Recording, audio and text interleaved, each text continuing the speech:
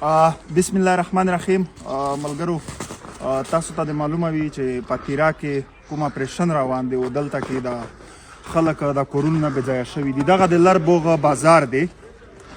دلته کې تقریبا اکثر ټیمونه راځي چې دلته کې کوم خلک دي دغه ته سامان ورته ورسوي، رشن ورته ورسوي. دلته داسې ډېرې علاقې دي چې بربوغ ورته وایي، میله ده دلته. نو هغه خلکو ته هیڅ نه دي رسېدلي.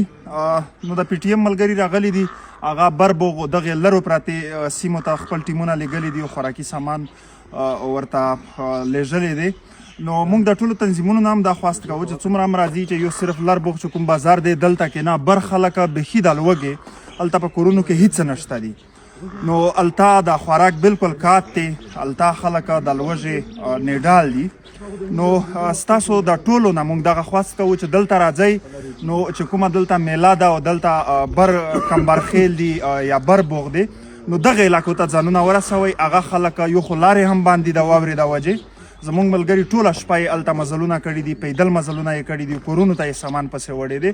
نو ستاسو ټولو نه هم دغه خواست کوو چې ټول ملګري چې کومې دغه لرې پرتې سیمې دي دغې ته دغه خوراک ورسوئ. مننه، مهرباني.